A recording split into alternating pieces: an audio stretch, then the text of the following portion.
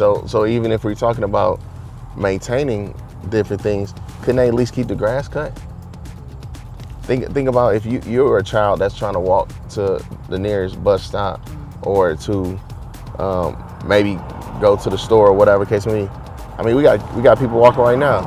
I mean, if it's earlier in the day or later at night, and they walking, somebody can jump out them bushes. That's right. I'm telling you. I mean, nobody. We have such a capacity.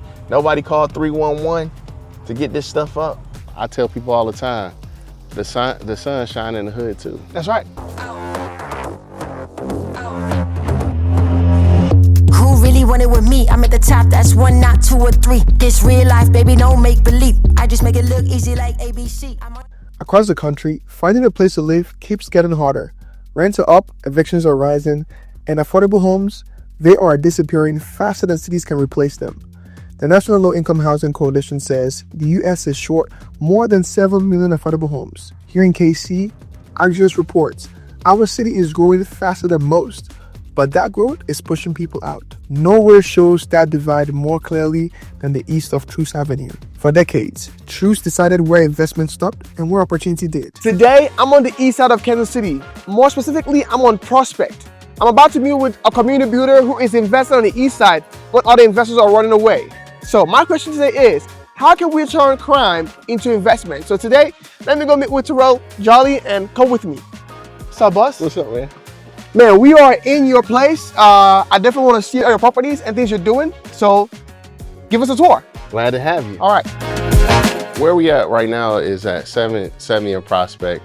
This is an office, my office space that I acquired several years ago, right? And it takes a lot to even get to this point, even like we came this far. So I think I acquired this property probably in 2019, if I had to guess, maybe 2018.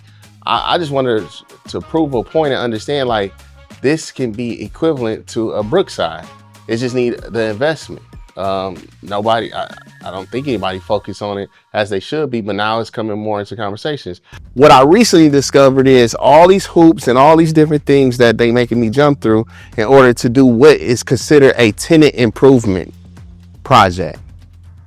Well, they approaching this is like, this is a ground up development. So one of the things is I just need a toilet, I need a sink, and I need a toilet on that side. Well, they require me to dig up this whole entire sidewalk.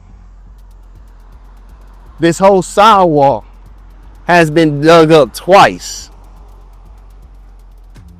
And after really thinking about what's going on, why is it getting dug up twice, is because the water department somehow don't communicate with the planners. The planners don't communicate with the water department in a requirement that I have to improve something that's on the city side. This has nothing to do with me. This has cost me over $60,000 that I didn't have baked into my budget. Every Monday morning, we get here early just to pick up the trash from everybody just hanging out, cruising the spec, however you want to put it. Well, somebody got murdered. Somebody got murdered less than that, right in the middle of this block.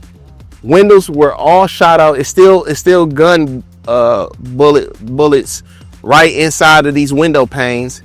Mind you, these windows themselves has cost me over $80,000 Just to put the windows. just to put a window in, just to put these windows in. So then I guess I could be like the person across the street that has the armor front door and covering their windows and everything like that. But I think that's a perception problem, because when you get a perception of saying everything got to be locked down tight, people gonna treat it as such. So tell me this, were you always in the real estate / housing sector, or how did you even get into that? Was that something you already knew about? Like, to walk me through that process of, getting to your idea and starting a business. What was that like? Man, again, grace of God. No, I never was in the real estate sector. My dad been an entrepreneur all his life, but he never owned a home. But the home we lived in, back in Detroit, we call them 2-family flats. Here they call them triplexes or duplexes or something like that. And the reality is that my uncle lived downstairs and we lived upstairs. the reality, I knew it was just a home. But one thing that struck me is when I finally went away to college in Alabama, is I felt like my priorities wasn't in order when I got to my junior year. And when I got to my junior year in college, I did this things that everybody did. You know, I was working, I was going to classes, and when I had an extra couple dollars, I put some rims on my truck, or I put some music in the truck, and I had this nice truck, but I didn't have a garage for the truck, and it just didn't add up for me. So I decided to look into what it takes to actually own a home. And now it's a term called house hacking. But essentially, that's what I did back then in 2008, going into 2009, was I purchased a home and I ended up renting out to a roommate. And I lived on one, they have like sister-in-law suites, you know, and I went to school, Alabama State. So it's a historically black college. So in Montgomery, they had, you know, one level home. You had 3 bedrooms. You had a living quarter on one side with another bathroom. Right. And I stayed on one side and I rented a room, and I was into home ownership. And I stumbled my way through that process, but it was eye opening because I saw the power and the understanding of owning an asset. I had a place to park my truck. Yeah. And Yeah. just the overall maintenance of that, and actually decreasing my overhead by renting a room. So that was just mind blowing to me. So that was my introductory into what real estate really meant. So it was Yeah. like an empowerment process. So going through that process and then kind of duplicating it once I moved to Kansas City and meeting my wife, and I knew what it meant to own a home. It's just something, that process kind of just really stuck with me. This was one of the only homes in building out this portfolio for sustainable housing that I actually sold. And I had no choice to sell at that time for the fact I needed the influx of capital into other projects to get sustainable. But it just lets you know, like the power of real estate, that property was probably at one time valued at barely 10, 15K. Once putting the work into it, had a substantial amount of money. But at that time, that was around 2000 and maybe 14. All in, I was probably in the house at like $60,000. And then the house ended up selling for around $225,000. Woo. You know, when you around perception, it changed how people operate. So if all the sidewalks connected, like, look, I mean, if you look at the sidewalks, if they connected, if you actually had curbs, if like you mentioned, the street lights, if it was the same feel that you have when you in the middle of a Brookside or down in Hyde Park or different areas like that, Crestwood, I think you would get a different reaction from the community. But not only the fact of the empty land, but look at the fact of nobody's maintaining it. Yes. Okay, so even if we're talking about maintaining different things, couldn't they at least keep the grass cut? Think about if you're a child that's trying to walk to the nearest bus stop, or to maybe go to the store or whatever case may be. I mean, we got people walking right now. I mean, if it's earlier in the day or later at night, and they walk in, somebody can jump out them bushes. That's right. We can take a ride over a couple streets to Brookside. You won't see this. I know a lot of people talk about model blocks and nonprofits or organizations talking about how they're going to concentrate on their area, whatever case may be. I guess I kind of created this years ago without even knowing exactly what I was doing. This particular block is to me an ideal example of what happens if you just make a investment. Right. Again, I'm not with the big guys. I just did a little bit as I could. How many properties have you been able to, like, on this stretch? So on this stretch, you have a total of 7, 8 homes on this particular street, not this block, but this street. But what I have noticed is that, like this property right here, particularly, for example, this property was totally abandoned, vacant, a problem. I think it was tied to some person that did own it was doing some type of crime that's now locked up for the rest of, I don't know. It was all these different things, but thankful to working with legal aid, I was able to do what is called an Abandoned Housing Act case, where we could acquire the property with partnership with the community, and I took the risk on my dollars, and we got it up and running. Since this home been up and running, it's been nothing but families that live and occupy this space. Wow. This has a feel of a suburb. Even the air, you can hear the birds chirping. Yeah. It's more quiet and peaceful just by a few investments. And I will show that too, like the difference of the sidewalks itself. The grass is being cut just because there's an investment in one property, the next one. And I think there's a chain reaction of this whole neighborhood. Exactly right. Of like people understanding the value of where they live. Exactly. And I tell people all the time, the sun shine in the hood too. That's right. The sun shine everywhere. But you know, how can we make it where the sun shine even brighter? And it's just simple things like you just mentioned, maintaining the grass. That's right. I didn't put these flowers on the porch, but she proud of the home she living in. That made me excited that somebody now taking over something that I put my heart and soul in, and now they making it theirs. Wow. That's what it's about. People try to put different labels on what I do or how I do different things, but I guess how I really just view myself is it's an issue, which is housing, that I think that is my way of using God's gifts to try to solve it the best way I know how, or affect a small piece of the world that I can. Because I believe that we have to operate in a mindset of abundance.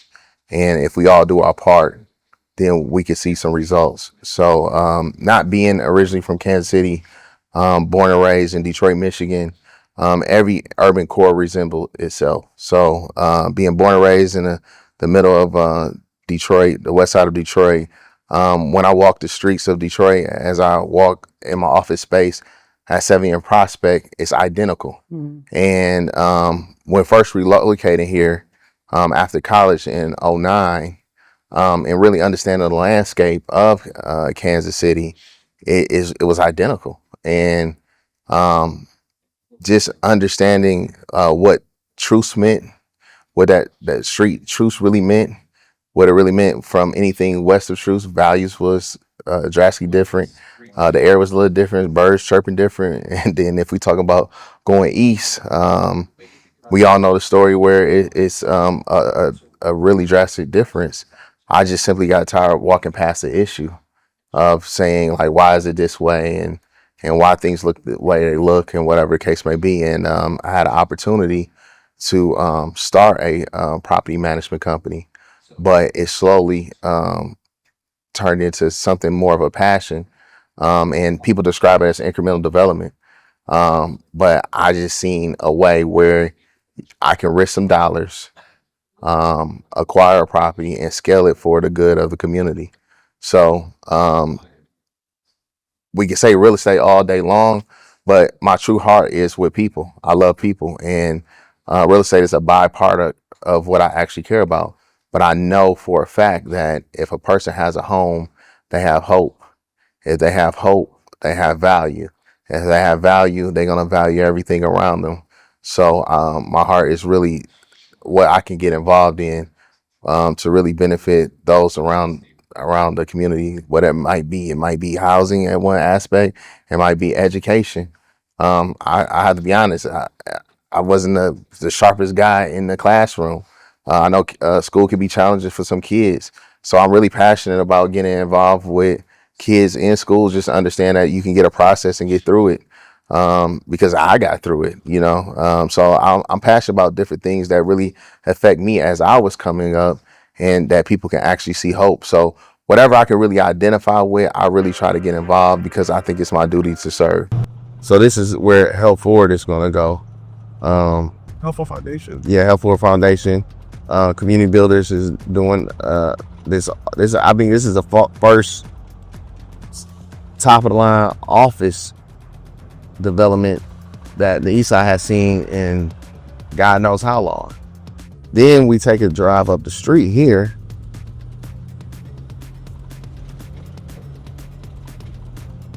and you have a out-of-state owner like Whitestone. They own ownership of this building. Look at it. Oh. Look at this. Now this over 63 units Just that could wait. be housing someone. Look at it. Whoa.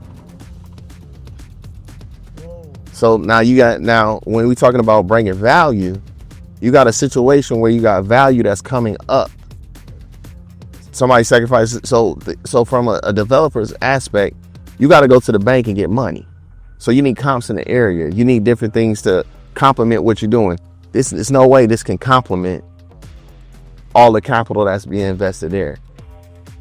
So if we constantly letting out-of-state investors come in and take advantage of what we're doing, how can we continue to try to reinvest in our community when we got to battle this?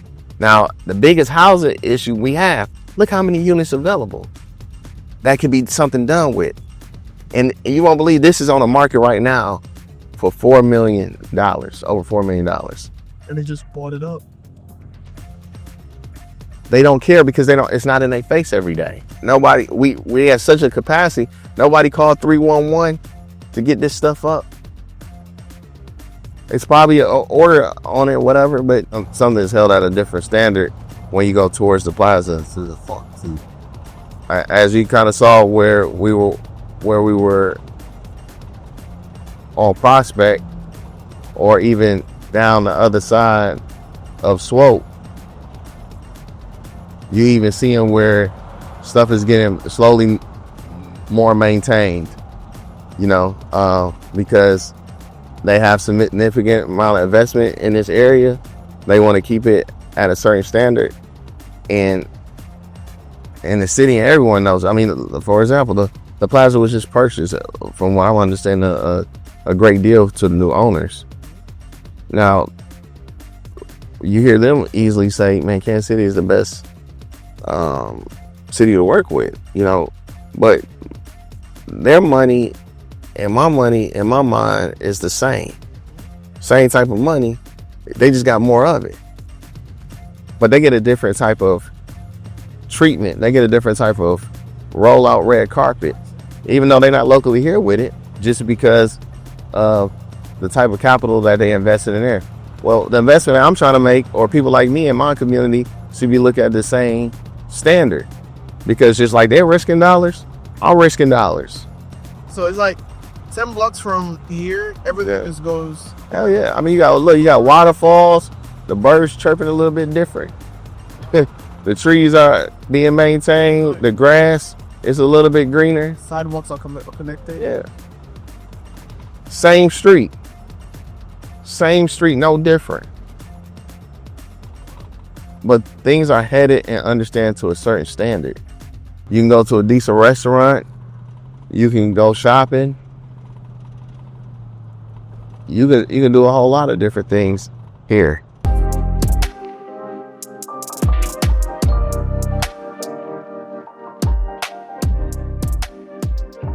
On the entrepreneur side, I want to know this, because you've talked about this a lot. I think you've talked about being, I think it's a 9-year overnight success. No, it's 15 years. 15 years of overnight It's success. 15 years to overnight So success. I want you to talk me through that, but also from where you've come out, like knowing what you know now, looking at the failures or things that didn't work out. Mm-hmm. Shed some light on being through that 15 years. Yeah. The pitfalls that you have to pivot from to be able to get to a place where it's more sustainable. Yeah, and the reason I say it's 15 years to overnight success is because, the reality is that people might see me in the last, maybe let's say 4 to 5 years, and their perception of me or what I do might be success. You can't control people's perception or whatever the case may be, but my reality is that I'm thankful for where I'm at, but I'm just now arriving, right? Because this journey is a long journey. I cannot stress that more and more and more. If you want to build anything that's sustainable, it's going to take some time, because it's different things that you have to go through. It's processes that you have to put in place. It is a true testament of patience and will. You hear all these different stories from the Amazon Bezos, and you hear about Ring doorbell nobody believed in. You know, I hear all these entrepreneur stories because I really love entrepreneurship and whatever. And as I'm continuing on this journey, you were like, man, you know, like, you know, but it's really that. It's really that. When nobody believes, you have to believe. So what I'm saying is 15 years to overnight success is that I don't really believe it's no such thing as failure. I think you have to fail into success, because at the end of the day, if you don't shoot no shot, you know, that's where you fail. So my faith teaches me to understand you cannot fail, because if you ever feel like you're in a situation, you have to take inventory over where you have come from and analyze it and say, I didn't drop the ball now, so why can I continue to go on? So every day I get up, I understand that I have opportunity to execute, get some things done, to continue to go forward. But it's never gonna be, if you're really in it like I'm in it, or other entrepreneurs in it, you're never gonna recognize the success which you think other people might view you as.